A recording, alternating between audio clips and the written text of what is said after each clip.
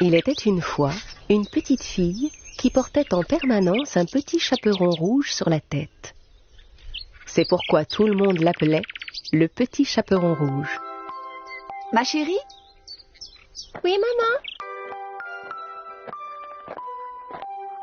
Tu sais que ta grand-mère est malade. Tu voudrais bien lui porter les biscuits que j'ai préparés et ces herbes fraîches que j'ai cueillies pour elle? Bien sûr, maman, je m'en occupe. La petite fille, coiffée comme toujours de son petit chaperon rouge, se mit en route pour la maison de sa grand-mère. Ne t'écarte pas du chemin en traversant la forêt des petits lapins, lui dit sa mère alors qu'elle s'éloignait. Le petit chaperon rouge s'enfonça dans les bois en chantant gaiement des chansons. Mais pourquoi on l'appelle la forêt des petits lapins? Je n'ai vu aucun lapin le long du chemin. Le petit chaperon rouge arriva à un sentier bordé de fleurs. Il y en avait de toutes les couleurs. Je vais faire un bouquet pour ma grand-mère, ça lui fera plaisir. À mesure que le petit chaperon rouge cueillait les fleurs, elle s'écartait peu à peu de son chemin sans s'en rendre compte. À un moment, elle entendit un bruit dans les fourrés. Soudain, un grand méchant loup s'approcha d'elle.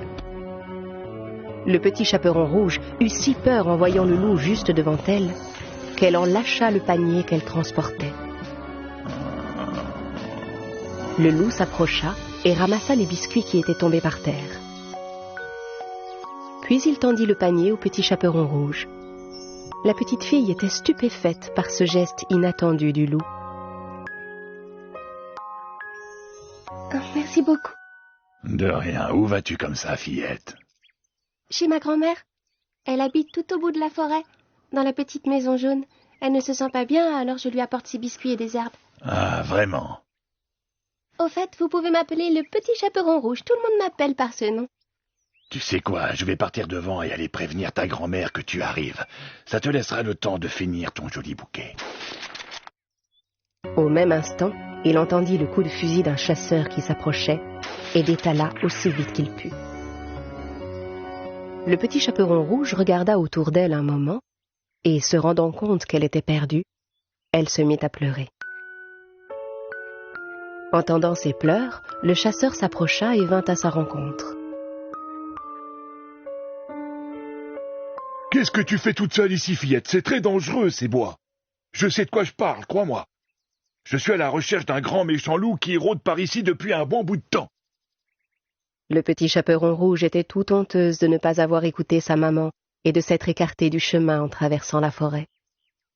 C'est pourquoi elle n'osa pas dire au chasseur qu'elle avait rencontré le loup.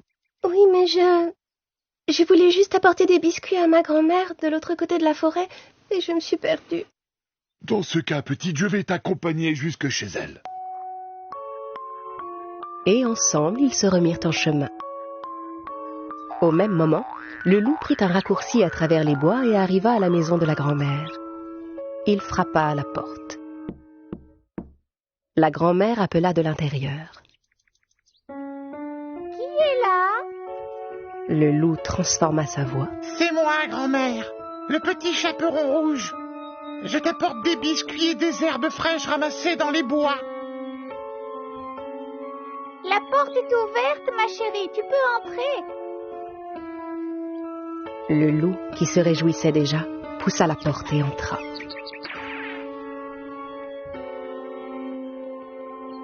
Quelques instants plus tard, le petit chaperon rouge et le chasseur arrivèrent à leur tour. « Maintenant va, ma petite. Cours vite retrouver ta grand-mère à l'intérieur. » Le chasseur reprit sa route de son côté. Le petit chaperon rouge frappa à la porte et entendit sa grand-mère appeler de l'intérieur. Qui est là? C'est moi, grand-mère, le petit chaperon rouge. La porte est ouverte, ma chérie. Tu peux entrer. Le petit chaperon rouge hésita un petit instant. La voix qu'elle entendait lui semblait un peu différente de celle qu'elle connaissait. Puis elle se rappela que sa grand-mère était malade. Si grand-mère a une drôle de voix, c'est sûrement à cause de sa maladie. Le Le petit chaperon rouge poussa donc la porte et entra. Le loup était allongé dans le lit, déguisé en grand-mère. Comme il avait pris soin de tirer les rideaux, il faisait sombre dans la pièce. Avec son bonnet de nuit et ses lunettes, le petit chaperon rouge ne pouvait pas le reconnaître.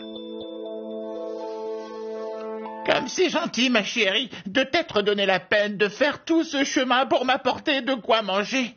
Viens par ici que je puisse te prendre dans mes bras. Allons, mon enfant, approche-toi un peu plus près. Le petit chaperon rouge déposa son panier par terre, mais n'osa pas s'approcher trop près du lit. Sa grand-mère lui paraissait vraiment changée. Grand-mère, pourquoi as-tu de si longs bras? C'est pour mieux pouvoir t'enlacer, mon enfant. Grand-mère, pourquoi as-tu de si grandes oreilles? Eh bien, c'est pour mieux t'entendre, mon enfant. Mais grand-mère, pourquoi as-tu de si gros yeux?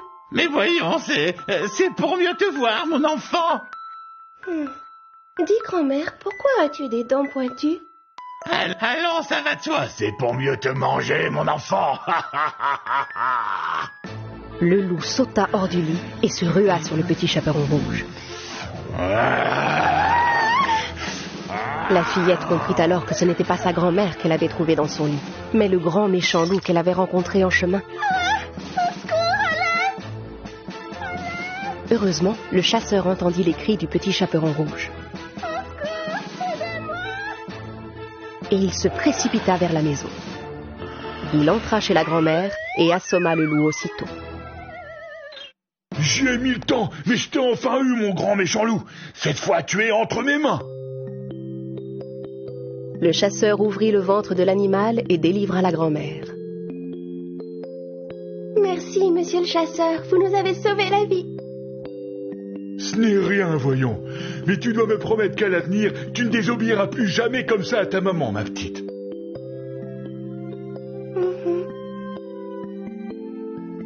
La grand-mère, affamée, dévora tous les biscuits que sa petite fille lui avait apportés.